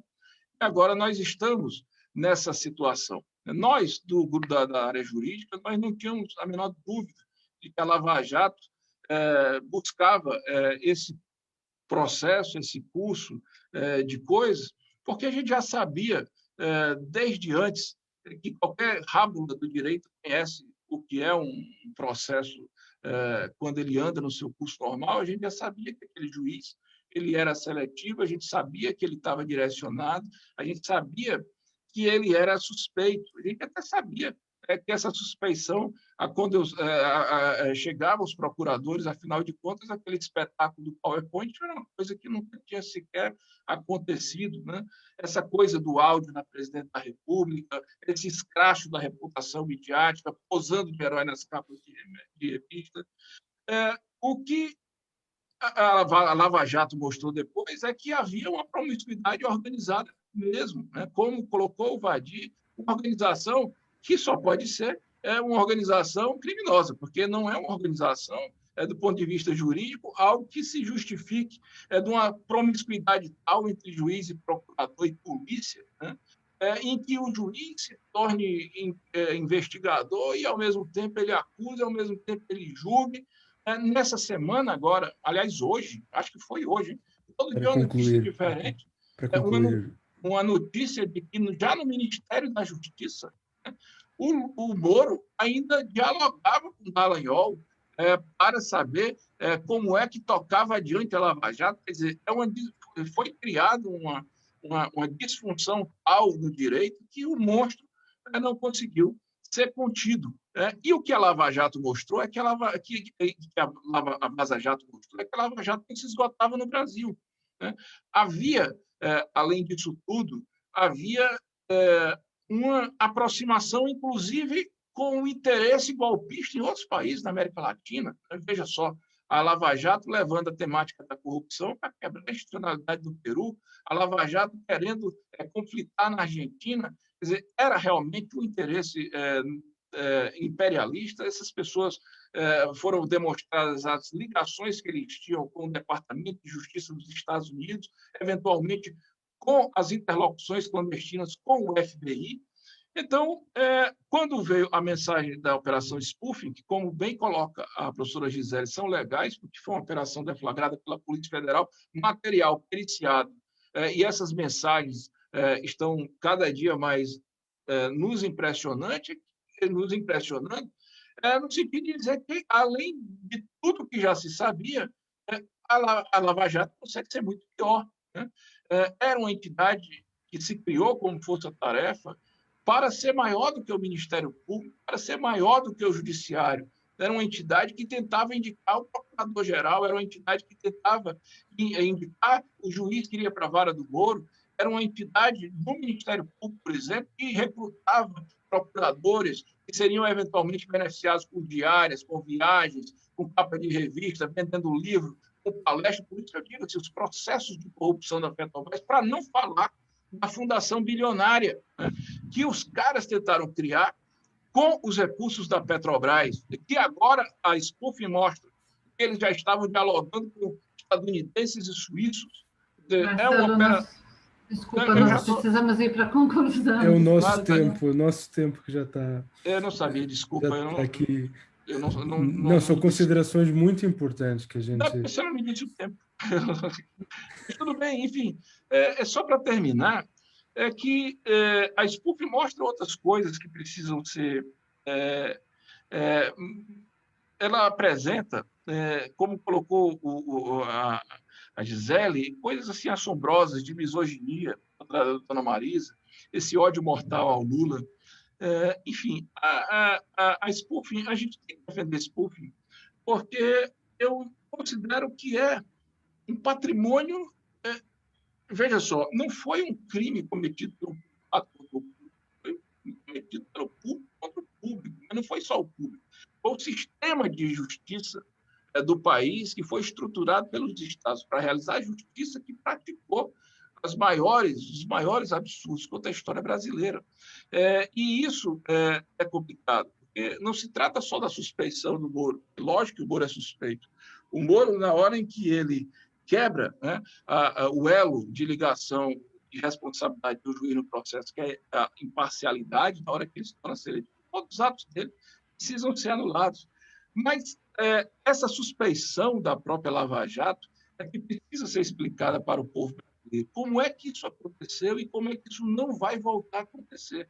Porque no dia em que a gente conseguir recompor os cacos desse país, e para isso a gente vai precisar derrotar um fascista, a gente vai ter que conseguir que esse fascista saia do governo, a gente vai ter que mandar todos os militares para os quartéis, como disse a Dilma, porque nós temos 300 e tantos militares na ativa hoje no governo, são mais de 6 mil, e depois nós vamos ter que fazer um estudo aí, nós aqui juristas vamos estudar um pouco sobre isso, para evitar como é que essa anomalia não acontece novamente, porque efetivamente nós acabamos combatendo isso. E o povo brasileiro, como um todo, e aí há uma importância fundamental do trabalho de vocês, dos movimentos sociais, isso nos liga entre oceanos, precisa participar desse processo efetivamente. porque a gente não vai conseguir mudar absolutamente nada só por direito. A gente precisa de povo, né, na militância, de povo na rua, assim que a pandemia permitir, porque se a gente não tiver movimento social, se a gente não tiver permanentemente esse diálogo, a gente não consegue resolver uma operação tão complexa. O resultado disso, vocês estão aí, mas estão acompanhando. Nós estamos aí com 260 mil mortos por Covid, numa doença infernal que a gente sabe que, se o curso da história tivesse mantido íntegro, nós não teríamos chegado a esse patamar, porque nós teríamos um governo responsável, a pandemia aconteceria, mas o tratamento disso seria completamente. Bom, eu realmente eu me cedi, queria pedir desculpa, eu não sabia do tempo, enfim, mas me coloco à disposição para, eventualmente, se quiser estender o debate em outros momentos.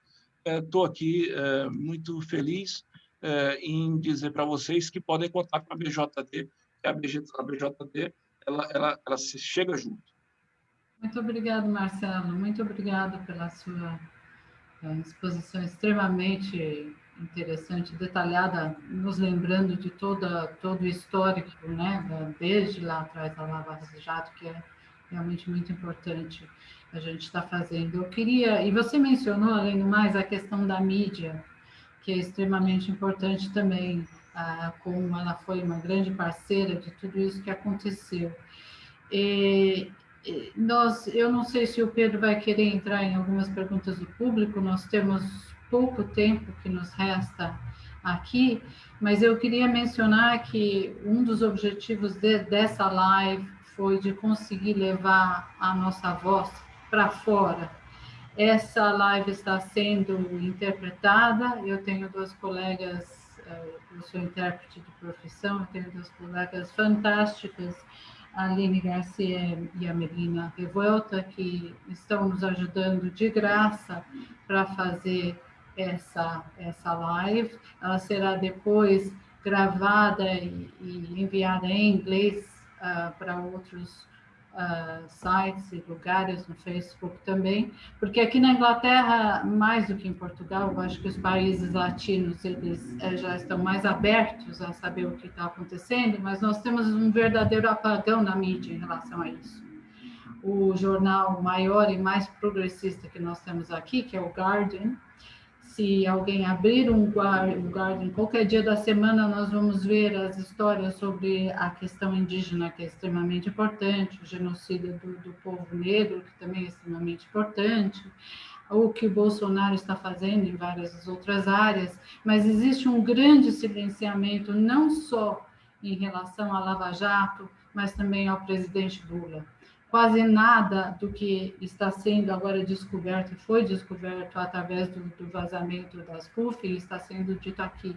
Por isso que é tão importante que a gente, de alguma maneira, tente quebrar essa barreira e trazer isso para o resto do mundo e ter essa ligação, porque a gente sabe quão importante é no Brasil quando alguma coisa sai no New York Times ou no Guardian.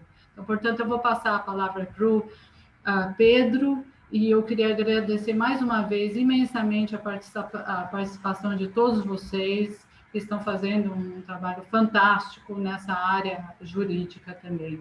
Muito obrigado do nosso lado aqui do Núcleo de Londres. É verdade, a gente está aqui com um painel de luxo, né? De grande qualidade, e a gente fica muito feliz, né? Por ter reunido aqui pessoas de uma qualidade que seguem na luta, comprometida não só com, não é aquilo do isentão, né? O isentão que é o cientista tecnocrático, né? Que é, de certa forma, a negação também da ciência, né? Porque a ciência serve para o progresso da humanidade e não para a construção do regresso e do obscurantismo, né? Então, a gente só pode agradecer aqui a presença, e tem pessoas aqui também no nosso painel aqui de comentários na live, né, que colocam algumas questões, como você falou, Júlia, vão falando um pouco aqui sobre, a gente está aqui quase já no fim da nossa live, até porque são muitos temas e é uma matéria que tem muitas ramificações, né? Mas as pessoas colocam, por exemplo, o Marcos Pinheiro falou sobre que a política do Bolsonaro, né, até quando é que as pessoas vão continuar aguentando isso, né? Como é que a pátria, como é que o país supera isso, né? Ana Rojas falando sobre o lawfare, né, e aquilo que foi tocado aqui também pelos nossos convidados e convidada, que é a ligação não só do lawfare no Brasil, como também em outros países, né, na Bolívia, no Equador, que a gente vê também como a justiça foi sendo instrumentalizada para fins políticos, para criminalizar a esquerda, né, numa nova forma de golpe, né, e também aqui a Odisseia Sânia Silva falando sobre a entrega do patrimônio público ao capital internacional e estadunidense, e a Cássia Márcia Barbosa falando aquilo que o Vadir Damour estava dizendo, né, que um país decente, Moro, Deltan Dallagnol, DD e demais procuradores fascistas já estariam presos. Então são algumas das colocações que as pessoas têm feito aqui no fio de comentários que a gente tem aqui dessa live. E a gente, talvez encaminhando aqui para o nosso fim, Júlia, passar a palavra aos nossos convidados e convidada para uma avaliação final, uma consideração final, lembrando que a gente tem muito pouco tempo. Então, agradecer a todos e a toda, né, e a Gisele Cittadino pela presença e aqui as considerações finais, começando pelo Vadir Damour, e depois a Gisele Cittadino e o Marcelo Shoa. Antes de mais nada, eu quero agradecer, né, o convite. Eu estarei sempre à disposição para colaborar com os companheiros, né, e companheiras do PT que se organizam em núcleos aí mundo afora. Né? Não é a primeira vez que eu faço isso, né? Isso é muito importante. Vocês foram muito importantes na campanha do Lula Livre, né? De levar para fora das fronteiras do Brasil a nossa campanha. Então, eu quero aqui reiterar que estarei sempre à disposição. E, enfim, acho que o Congresso Nacional tem uma tarefa muito importante, que é redesenhar o sistema de justiça brasileiro. Nós temos que ter claro que a Lava Jato, ela formalmente está extinta, mas o lavajatismo não. O lavajatismo é uma prática que contaminou boa parte do sistema de justiça, não é só no direito penal, não. É, direito eleitoral, direito administrativo, direito do trabalho. Todo o direito brasileiro está contaminado, né, nessas práticas de abuso de autoridade, né, parte de juízes, procuradores, né, e de delegados da Polícia Federal. Então, vai competir ao Congresso Nacional, né, que também toma vergonha na cara, porque o Congresso Nacional foi um dos responsáveis, né, com o seu acompliciamento antipetista, de nós tenhamos chegado ao estado a que nós chegamos, né? A Lava Jato ter colocado de joelhos, né, toda a República, né, começar pelo próprio Congresso Nacional. Então, eu me despeço, foi uma honra ter participado aqui com vocês e até a próxima, né? Estarei sempre à disposição, toda vez que chamado for, estarei aqui presente, tá? Tchau.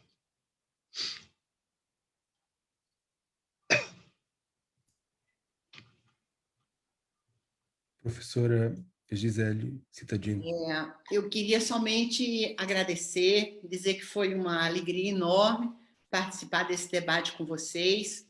E quando o Adi estava falando agora sobre a importância do Congresso Nacional no futuro, eu lembrei de uma coisa da Operação Spoofing, que eu poderia ter mencionado, mas eu esqueci, que é o seguinte: quando o deputado, ele era deputado, o Adi Damour, deixou o Congresso Nacional porque ele havia sido eleito como suplente e o titular voltou, há um diálogo na Operação Spoofing entre os procuradores que diz mais ou menos o seguinte: vocês viram que o Adi Damour deixou o Congresso Nacional? E aí o outro diz, sim, claro. Assim, que tal a gente começar agora uma investigação para ver se a gente consegue prendê-lo? Aí, se a gente prende ele, ele nem vai poder fazer delação, porque ele critica tanto, diz que a delação é tortura, ele não vai poder aceitar fazer uma delação. Então, o que eu achei muito interessante é que eles provavelmente fizeram uma grande investigação sobre em torno do Adi, sobre o Adi, e não encontraram absolutamente nada, porque depois daquela vontade de tentar prender, né, a pessoa que já não tinha mais foro privilegiado porque tinha deixado o Congresso, eles não conseguiram, né? Então, o Adi está absolutamente imunizado pela Operação Lava Jato, que tentou prendê-lo, tentou envolvê-lo em alguma coisa e não conseguiu. Então, eu espero, Adi, que você esteja no nosso próximo congresso e nos ajude, né, a realmente redefinir o nosso sistema de justiça. Era isso, gente. Muitíssimo obrigada, viu? Adorei participar. Bom, e eu acho que é possível ter esperança com essas coisas. Por exemplo, Gisele, se no momento em que eles tentaram, né, a perseguição, efetivar aquilo ali diretamente, se aquilo tivesse sido comentado, naquele momento as pessoas iriam pensar: tem que prender o Adi. É um ladrão, é um bandido, é do PT. Né? Hoje a coisa já é diferente. Né? Hoje, quando a notícia aparece, né, as pessoas já pensam: poxa, a Lava Jato exagerou, a Lava Jato extrapolou os limites do possível. Então, não faz 3 semanas, por exemplo, que eu escrevi um texto chamado Moro, o antijuiz, e fui até elogiado. Né? É uma coisa que seria absurda, inacreditável 3 anos atrás. Né? De modo que as coisas vão mudando, por mais que a gente não possa, a gente não pareça, porque a situação no Brasil realmente é tão difícil. Mas, olha, ontem mesmo saiu no The Economist uma manchete: a morte triste e quieta da Força Tarefa de Corrupção no Brasil. Eu sei, o New York Times também já apresentou a Lava Jato como o maior escândalo da justiça brasileira, da história.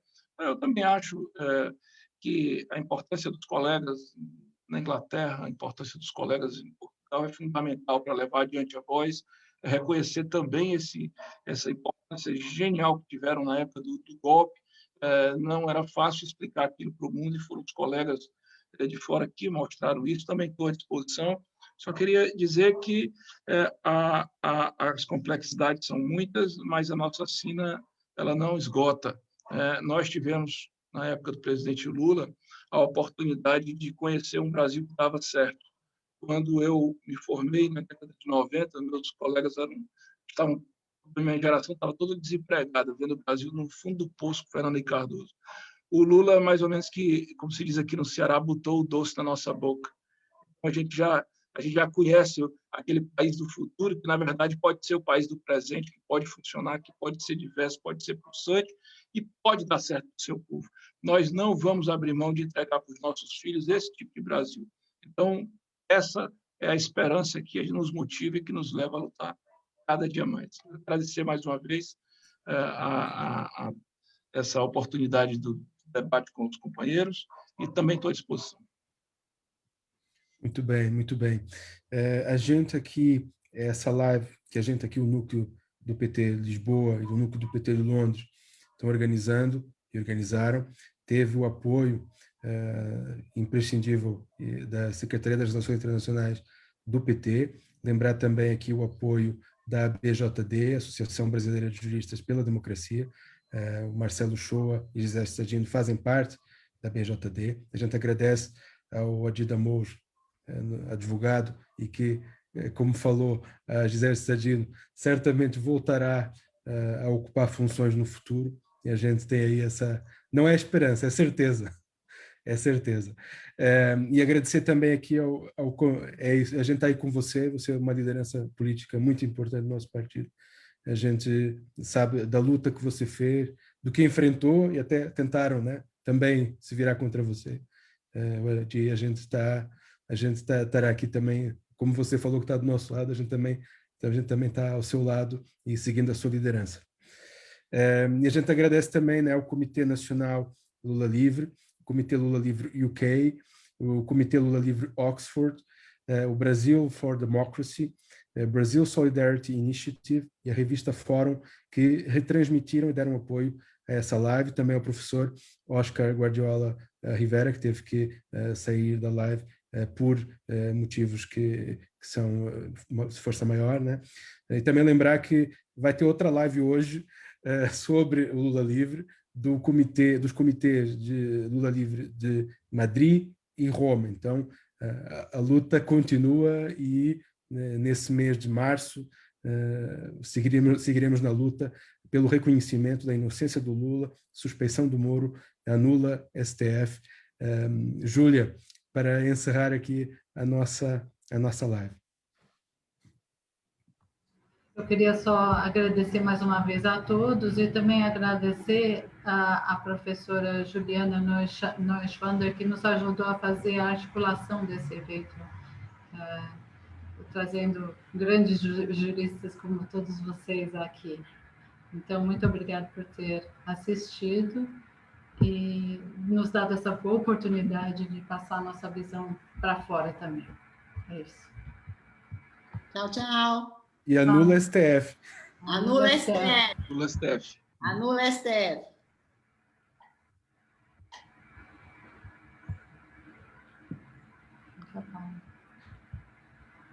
Penso que a gente